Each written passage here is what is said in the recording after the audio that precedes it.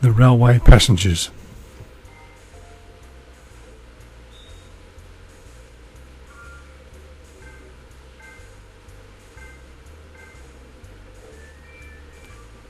Dennis Hamley. The railway passengers. Dennis Hamley. The big steam locomotive backed gently down towards its coaches. Harprit stood on the platform in the hot sun. He watched and thought. He remembered what his parents had told him about his great-grandfather Arjun. He used to drive an engine like that, hauling express trains across India to Bombay. From Bombay the big ships left for Britain. That was many years ago. Now Harprit himself lived in Britain. Today Harprit's parents had brought him to a preserved railway line. Here the monster steam engines still ran. Uncle Ravi and Aunt Bravindra had come too. Aunt Bravindra was disabled and she didn't go out very often.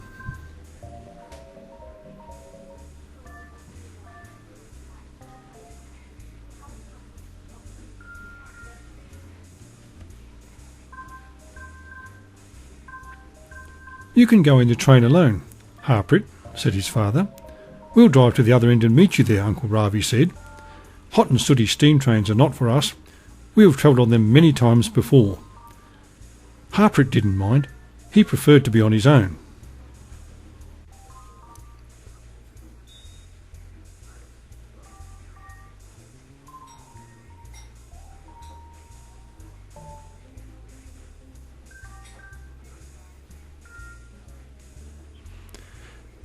The gleaming engine was dark red. It was called Kolhapur, an Indian name. Harprit once again thought about his great-grandfather. People on the platform were taking pictures of the simmering Kolhapur. Harprit thought he had better find a seat on the train. He turned and walked back along the platform. The fences and walls held old-fashioned advertisements. He passed a machine which once sold chocolate bars for 1 old penny.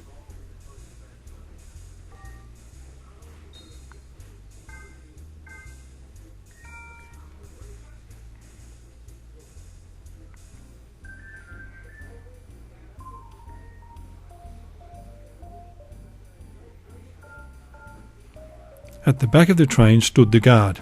He held a green flag and a whistle. Everything looked about 100 years old, even the boy and girl who waited with their luggage by the open door of the train. They watched Harprit as he climbed the steps. The guard blew his whistle. Kolhapur gave a series of deep puffs and the train moved slowly out of the station. The wheel beats quickened, then echoed as the train crossed a steel-girded bridge over a river. Harprit sat by the window in his empty compartment. He bounced on the padded seats. He looked at the old seaside photographs. He wondered what would happen if he pulled the communication cord. Could this little chain stop a monster like Kolhapur?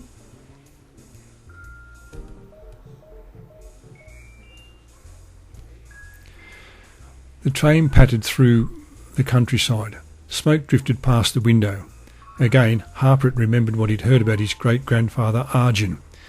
"He was a great man. His death was as great as his life," said Harprit's father. "He was proud to drive the fast mail train," said his mother. The other members of the family all had something to say. "He should have been warned that the bridge was washed away," said one. "He should have seen in time and stopped," said another. "He tried to stop, but he couldn't. He took hundreds with him. The governor's children were on their way back to England. They were killed. Why do you talk of them? What about all the other people who never reached their homes?" But it was true. Among the bodies washed away when the train plunged into the river were the governor's son and daughter, so they never boarded the big ship waiting at Bombay to take them to school in England. Kolhapur thundered on as Harprit daydreamed. Uncle Ravi was driving the car. "Be quick," said Harprit's mother. "I don't want Harprit standing around at the other end wondering where we are. If I cannot drive my car quicker than some rickety old steam train, then I don't think much of myself," said Uncle Ravi. "Your car is so old I wonder it can bear to leave its garage," said Harprit's father. They bumped their way over a level crossing. "What will we do if this old heap broke down now?" said Harprit's father. "This car has stood the test of time. It will never let me down," said Uncle Ravi. The car gave a sudden hiccup. "It heard you say that," said Harprit's father.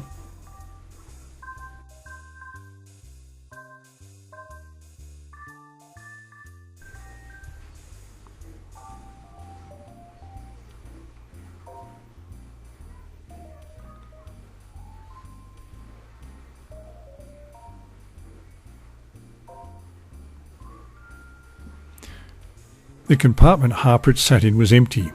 He closed his eyes and did not hear the sliding door open or people enter. But when he opened his eyes, he was not alone. The boy and the girl he had seen on the platform now sat facing him. The train wheels banged along, the smoke still drifted past, and the children looked at him. They were very pale. Their blue eyes were piercing.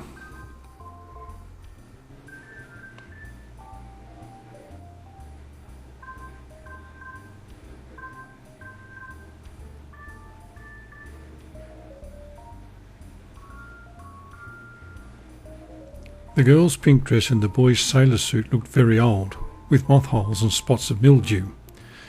The clothes looked as if they would easily fall to pieces, but the children's faces were those of 9-year-olds. Harprit felt uncomfortable. He thought he ought to speak.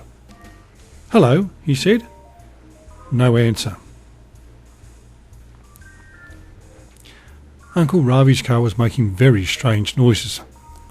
"Harprit is better off on the train," said his father. "Nobody is better off on the train," said Uncle Ravi. "Our family and railways should not go well together. Think of our grandfather." "Harprit's train will not crash," said his father. The car sighed.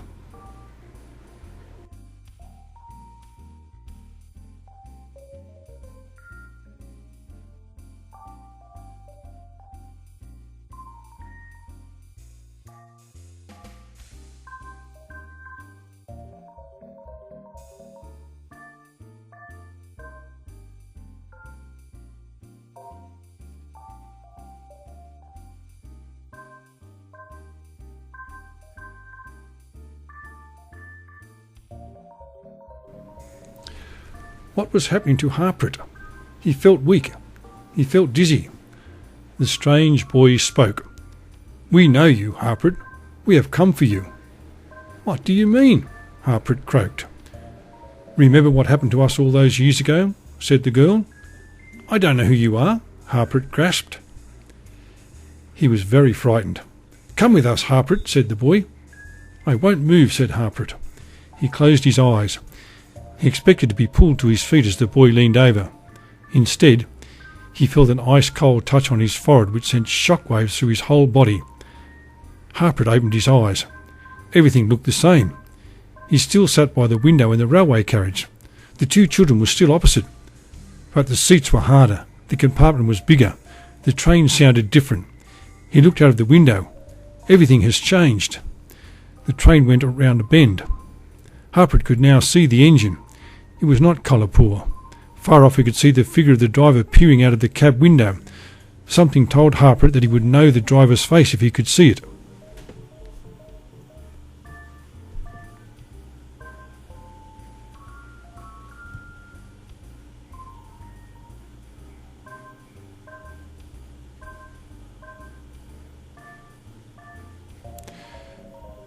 The road ran for a mile by the railway. "There's Harprit's train," said his mother. They watched the gleaming engine with its 8 coaches pounding along. "What a brave sight," said Uncle Ravi.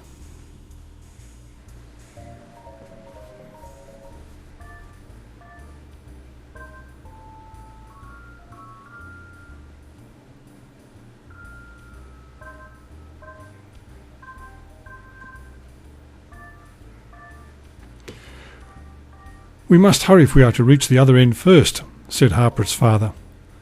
Uncle Ravi looked at the map. 5 miles and a level crossing to go," he said.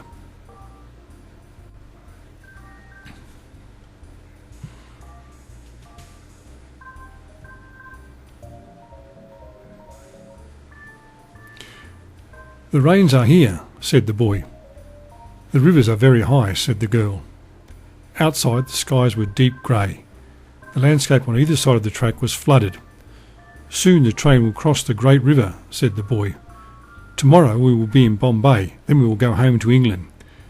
Memories stirred in Harprit's mind. Now he knew where he was and who these children were. "No, you won't!"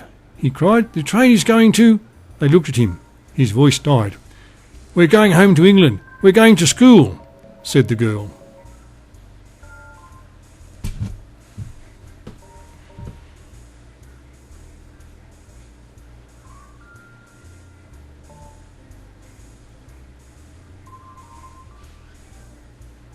Outside, the grey waters rolled. The noise of the wheels changed. The train started crossing a long steel girder bridge. Harprit shouted in horror. "The bridge is broken! The floods have washed it away! My great-grandfather can't stop the train! We're all going to die!" The engine's whistle sounded, a long, high shriek.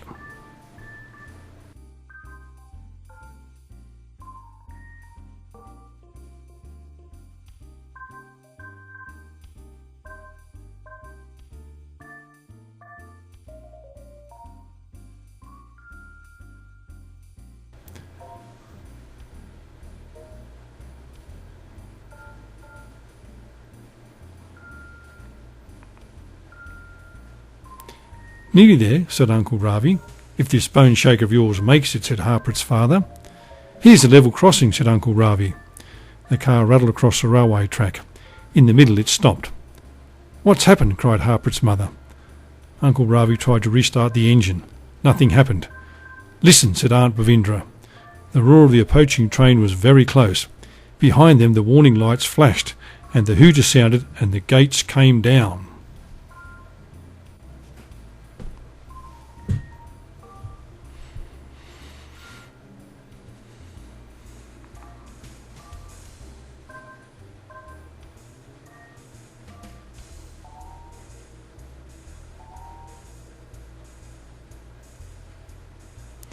"I must stop the train myself," shouted Harprit. There was only one thing to do. He reached up and pulled the communication cord. The wheels shrieked on the steel rails as the brakes came on.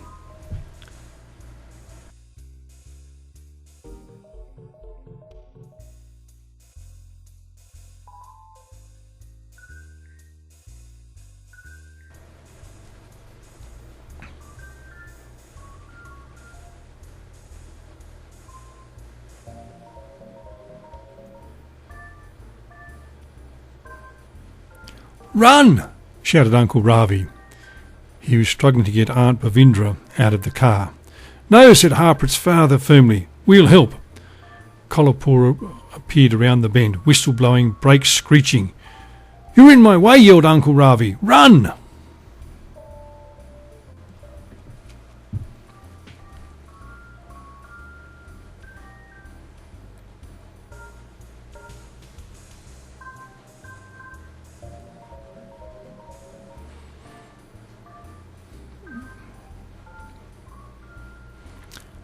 Harprit poked his head out of the window and stared in horror. The rain beat in his face. The train slowed, but not enough. The engine's wheels locked, but still it slid along the wet rails to the empty gap where the central gird of the bridge had been swept away.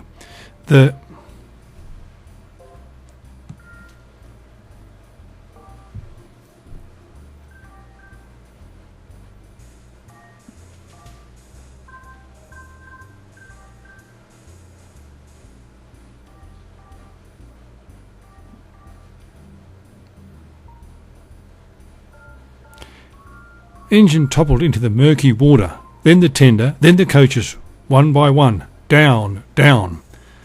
Harprit and the children were flung from side to side. He heard their despairing screams. Then he felt the shock of cold, dirty water.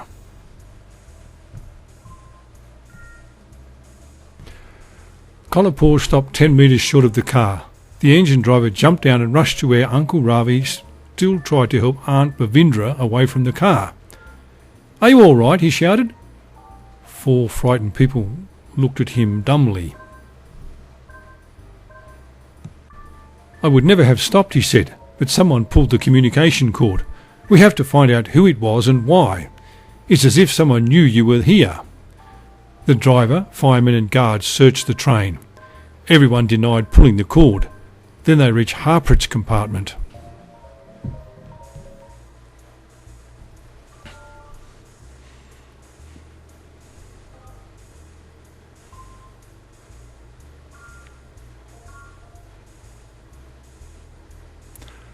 Harprit was alone, lying unconscious on the floor. The guard roused him. He opened his eyes. "Where are the children?" he said. "There are no children here," said the guard. Harprit sat up. His head cleared. "I know what happened," he said. His parents, uncle and aunt, entered the compartment. "I saw great-grandfather Arjun," Harprit said. "You saved us," said Uncle Ravi. "No," said Harprit. "Great-grandfather Arjun did that. He sent the children." "What children?" asked his mother. Harprit pointed. "Those children," he said.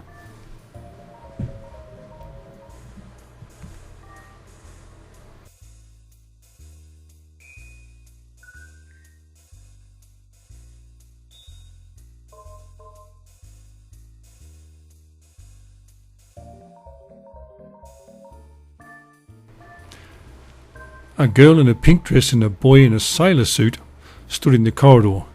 Everyone turned to look at them. "Thank you," said Harprit.